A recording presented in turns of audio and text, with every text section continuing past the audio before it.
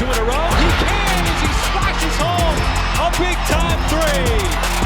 What a sequence for Chris Paul. Guys, we've talked about a lot of the very best performances from the Thunder's 2019-20 season so far, but we'd be remiss if we didn't talk about the floor general himself, Chris Paul. He's really been the guy that has kept this Thunder engine running game after game after game. And the performance we want to highlight today is back on January 18th at home against the Portland Trail Blazers. Guys, this was a crucial win for the Thunder coming off of 2 straight losses at home, and it was on the second night of a back-to-back. What stood out to you about the way that Chris Paul really dominated this game right from the very outset? The losses that preceded this game, and it came against some really good defensive teams, Toronto and Miami, and the Thunder were really struggling to get off to positive offensive starts. They were playing from behind from the jump. You mentioned this is the third game in 4 nights, the second game in as many nights, and it was clear from the outset. CP3 was committed to get this team off on the right foot offensively against Portland. It's exactly what he did. He scored 12 points out of the chute immediately. Thunder put 32 on the board in that first quarter. It was a game in which they really were not overly threatened because of Paul's approach. This is a guy that can impact the game in so many different ways, and he determined on this night with a dozen in the opening quarter that he was going to score the ball to make certain the team got rolling offensively to get back to winning ways. So just really impressive. The approach he brought, I think it rallied the team around him. They dug in defensively as well in that first quarter, held Portland at 24 points. He set the tone right from the opening tip. Yeah, this was a great example of Chris Paul understanding sort of the ethos of this team in the struggles that had taken place on that homestand, and then knowing that the Thunder were about to head on the road to take on Houston and Orlando. Did not want to go into that road trip with a big, fat losing streak. And so he recognized that, and one of the emphasis coming into the game was being forceful, trying to get off to a good start. And Chris Paul, like he had done all season long, took it upon himself to sort of be the point of attack on both ends of the floor, offensively, defensively. You noticed it on the offensive end because it started out for 4 with those 12 points, and it just sort of set the tone for the rest of the team. I mean, there are countless examples of him doing it. He just happened to have a game where he had 30-plus points. And, Portland is such a scrappy team, a team that just doesn't go away thanks to Damian Lillard. And I think that Chris Paul set the tone early on for the team offensively. Well, also, guys, keep in mind, too, this is the dog days of January. 17 games you're playing in that month. You're halfway through it. You want to rat off some of these games. You got 3 games in 4 nights. You talked about, Fish, the upcoming games. You had every reason to say, all right, we're done. And then there's no Gallinari that night. There's no T-Ferg that night. So there's more offensive pressure or load put on, Schroeder and Shea, and, of course, CP3. He steps it up, Matt. You talked about the slow starts. I mean, this is all about starts. And I thought, Matt, you hit the nail on the head. He got him off to a great start.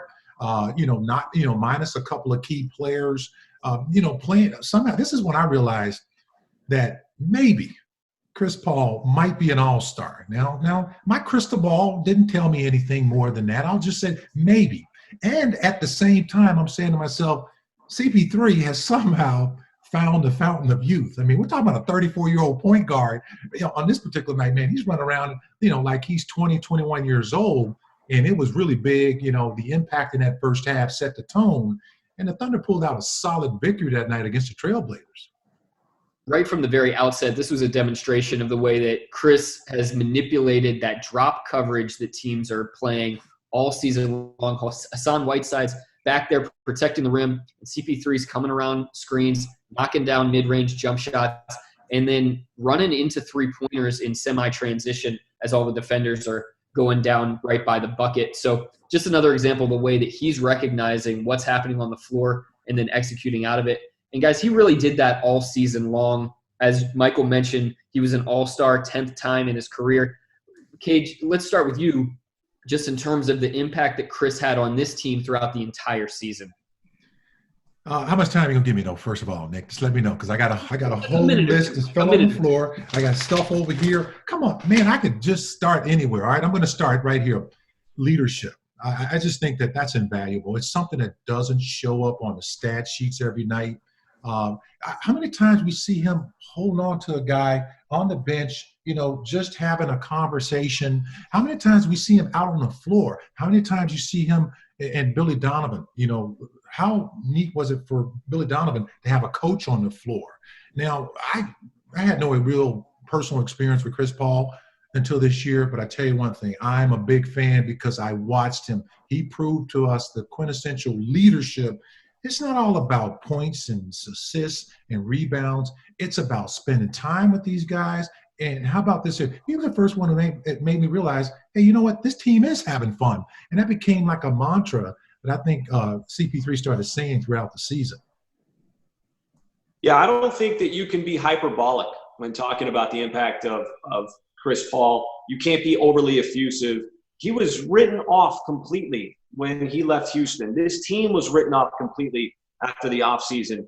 And what he did to instill confidence to close out games, the impact on the younger players, the clutch points, the ability to make plays when the team needed it and they needed a spark. He has just been a complete model of professionalism, leadership, accountability from the moment that he was acquired from Houston. And it's been so fun to watch. It's been fun to watch this team take off, and he deserves a lot of the credit. And you just cannot say enough about what he did, and it showed up on the floor night in and night out with this team starting to gain momentum. I mean, he was putting up typical numbers, but it just went so far beyond that, as you were talking about, Mike. It was so far beyond the career high in 2-point field goals. It was so far beyond the 17 points per game, and we were so lucky to see it. Well, you guys have talked about the palpable intangibles that he brought, trusting his teammates, building confidence. And he said from the outset, a loss in Utah, a tight, tough loss, he basically said, we can learn by winning as well. Like, we're going to be in the close games. We're going to compete. I get that about these guys, but there's no reason we can't be winning these games and still learning lessons along the way. I thought that was a monumental message from the outset, that he wasn't settling for, with a young cast around him, anything short of winning games, because he believed in the talent level on this team. And that became, I think, an underlying factor in the way this team performed in close games as the season progressed.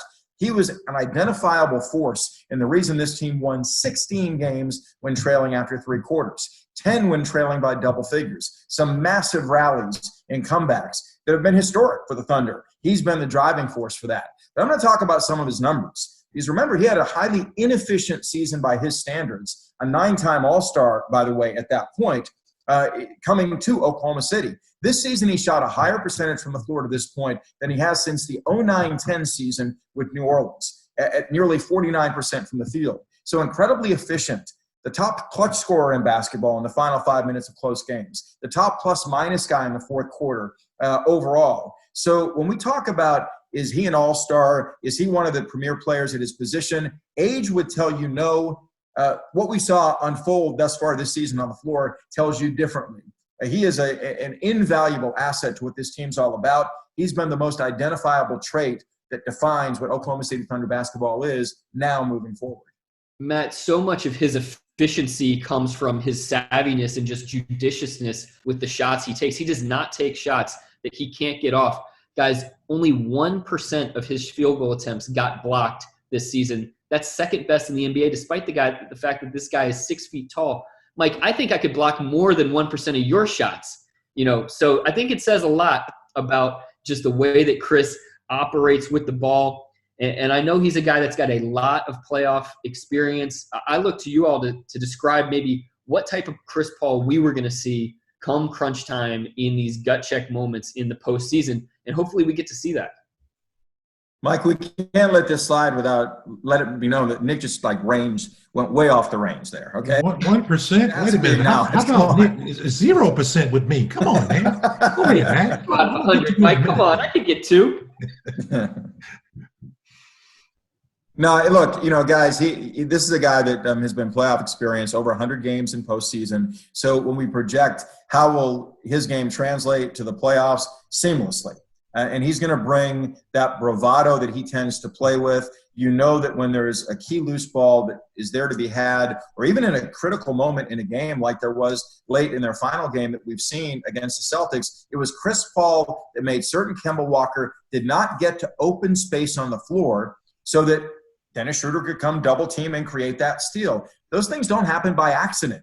And you watch him and you just marvel at how intelligent he is in what he executes on the court at 6 feet, which we've talked about. He's diminutive in terms of stature, but the impact he has is massive in terms of what goes on. So I'm excited to see him perform during the playoffs, and I'm very, very hopeful, like we all are, that we get that opportunity this season because he impacts so many aspects of the game. It's not the numbers. It's the way that he manipulates situations, as you said, Nick, in the screen and roll, the way he attacks defenses intelligently, keeping his teammates engaged, recognizing when the team needs a big shot to silence the crowd on the road. He comes up with it and he delivers, and he can take games over still. We saw that multiple times this season. So to watch him perform with stakes even higher in postseason, that's going to be an absolute treat.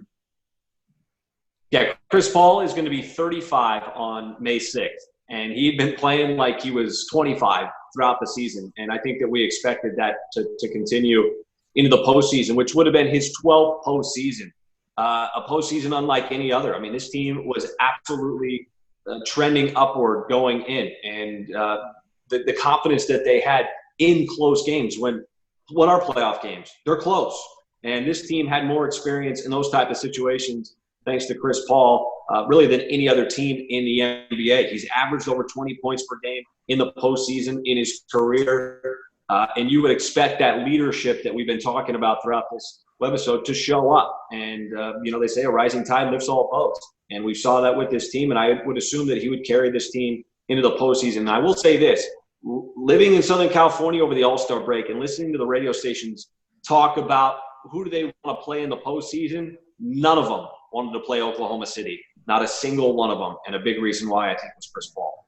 Well, first of all, let me get back to Nick Gallo. Nick Gallo, first of all, you know what? I catch high, finish high, all right? That's what Steven Adams does. So zero chance of you blocking my shot. Not 1%, zero, all right? Now, as far as Chris Paul, when you talk about playoff, I mean, gosh, over 100 games you guys just brought up. This is what, you really would have expected from him is his leadership down in the crunch time because there was no better player than CP3 in the clutch of this year. How many times did we see him make one clutch basket after another? That's the first thing I think he really impacts it with. The second thing is in playoff basketball, you got to be able to win on the road. And he has taught this team how to win on the road, how to close out games. Now, we know he's Mr. Clutch, but he's also taught that to other guys. Shea has been able to make some big baskets down the stretch. Schroeder has gotten a lot better at it this year, but I got to believe it's driven by the fact that they have this guy who's always got ice water in his veins. And when you go into the playoffs, man, you want to start managing everything. And when it gets down to the closing quarters of any quarter, you want to be able to score. You got to be able to score the basketball. You got to be able to get stops. This guy's one of the top defensive players throughout his career. That impact would have been seen also in the playoffs. And that's what I'm looking forward to because that's something I think everybody can rally behind, and they'll play with a lot of confidence knowing they got a point guard who has that many skills that he can display in those playoffs. Guys, we don't know whether we're going to get playoff Chris Paul, but we do know that if he does play in the postseason, we're going to see a couple things. We're going to see him get the Thunder into offense, be able to execute and get the shot that they want, and we're going to see him sit down on defense against some of the very best in the league and try to get after these guys. We saw it in Boston against Jason Tatum. We saw it with Zach LaVine in Chicago, and hopefully we get to see it later on this summer. We could talk for days about CP3. Good job squeezing it into about 10 minutes, guys. Thanks.